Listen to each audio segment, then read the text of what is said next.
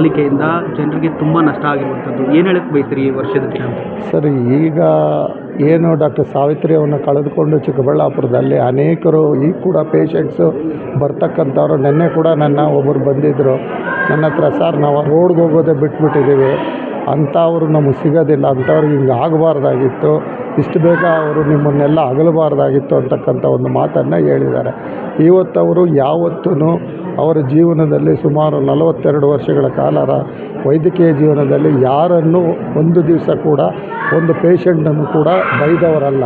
ಮತ್ತು ಯಾರೇ ಪೇಷಂಟ್ಸು ಅವ್ರ ಹತ್ರ 9 ತಿಂಗಳು ತೋರಿಸ್ಕೊಂಡು ಡೆಲಿವರಿ ಬೇರೆ ಕಡೆ ಮಾಡಿಸ್ಕೊಂಬಂದರೂ ಸಹ ಅವ್ರು ಹೇಳ್ತಿದ್ದದ್ದು ಒಂದೇ ಮಾತು. ನಾನು ಎಷ್ಟೋ ಸಾರಿ ಅವ್ರ ಹತ್ರ ಕೇಳ್ತಿದ್ದೆ, ಅಲ್ಲಮ್ಮ ನಿನ್ನ ಹತ್ರ ತೋರಿಸಿ ಬೇರೆ ಕಡೆ ಹೋಗಿದ್ದಾರೆ ಅಂದರೆ ಅವ್ರ ಕಷ್ಟಗಳೇನಿತ್ತೋ ಏನೋ, ಅವ್ರು ಯಾತಕ್ಕೆ ಮಾಡಿಸ್ಕೊಂಡ್ರು ಅಂತ ನಮಗೆ ಗೊತ್ತಾಗೋದಿಲ್ಲ.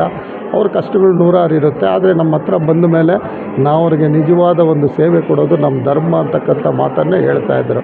ಅವರು ಯಾವಾಗಲೂ ಅವ್ರ ಜೀವನದಲ್ಲಿ ಅವರಿಗೆ ಇರ್ತಕ್ಕಂಥ ಜೀವನ ಪರ್ಯಂತ ಯಾವತ್ತೂ ಆಗಲಿ ರಾತ್ರಿ 2 ಗಂಟೆ ಆಗಲಿ 3 ಗಂಟೆ ಆಗಲಿ 1 ಗಂಟೆ ಆಗಲಿ ನಿದ್ದೆ ಮಾಡದೆ ಪೇಷಂಟ್ಸನ್ನು ಅಟೆಂಡ್ ಮಾಡ್ತಕ್ಕಂಥ ಒಬ್ಬ ವೈದ್ಯರಾಗಿದ್ದರು. ಅಂಥವ್ರನ್ನ ನಾವು ಕೂಡ ನಮ್ಮ ಜೀವನದಲ್ಲಿ ಕಳ್ಕೊಂಡು ಇವತ್ತು ನೋವನ್ನು ಅನುಭವಿಸ್ತಾ ಇದ್ದೀವಿ.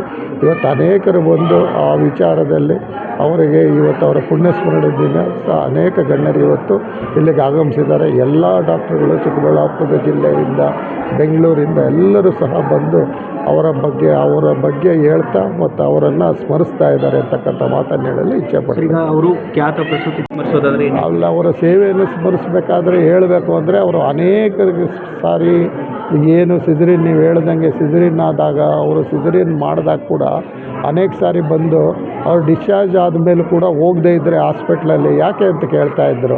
ಅವರು ಇಲ್ಲ ಮೇಡಮ್ ನಮ್ಮ ಹತ್ರ ದುಡ್ಡಿಲ್ಲ, ನಾನು ತಾಳಿ ತೊಗೊಂಡೋಗಿ ಇಡಬೇಕು ಅಂದರೆ ಅವ್ರು ನನ್ನ ಹತ್ರ ಮತ್ತೆ ಬಂದು ಅವ್ರ ಹತ್ರ ದುಡ್ಡಿಲ್ವಂತೆ, ಪೂರ್ತಿ ಫ್ರೀ ಮಾಡಿ ಕಳಿಸ್ತಿದ್ದು, ಎಷ್ಟಾದರೆ ಅಷ್ಟು ಕೊಡಿ ಅಂತ ಅವ್ರನ್ನೇ ಕೇಳ್ತಿದ್ರು. ಈಗ ಸಿಸರಿನ್ ಆದಮೇಲೆ ನಾವು ಬಡವರು ಅಂದರೆ ನಿನ್ಗೆ ಎಷ್ಟು ಕಟ್ಟೋಕ್ಕಾಗುತ್ತೆ ಅಷ್ಟನ್ನು ಕಟ್ಟು ಹೋಗಿ ಅಂತಕ್ಕಂಥ ಒಂದು ಮನೋಭಾವನೆಯಿಂದ ಅವರು ಮೆರೆದಿದ್ದಾರೆ ಅಂತಕ್ಕಂಥ ನಿಜವಾಗಲೂ ಅದು ಸ್ಮರಣೀಯವಾದದ್ದು ಅಂತ ಹೇಳ್ತೀನಿ. ಏನೆಲ್ಲ ಸೇವಾ ಕಾರ್ಯಕ್ರಮ ಹಮ್ಮಿಕೊಂಡಿದೆ ಸರ್ ಇವತ್ತು ನಾನು ಇಲ್ಲಿ ಏನು ನಮ್ಮ ಬಸ್ ಸ್ಟ್ಯಾಂಡ್ನಲ್ಲಿ ಎಲ್ಲರಿಗೂ ಅನ್ನದಾನ ಮಾಡ್ತಕ್ಕಂಥದ್ದು, ಮತ್ತು ಮಕ್ಕಳಿಗೆ ನ್ಯೂರೈಸನ್ ಶಾಲೆಯಲ್ಲಿ ಮತ್ತು ಅವ್ರಿಗೂ ಸಹ ಅನ್ನದಾನ ಮತ್ತು ಒಂದು ಸ್ವೀಟನ್ನು ಕೊಡ್ತಕ್ಕಂಥದ್ದು ಮತ್ತು ಮಾಡ್ತಾಯಿದ್ದೀವಿ.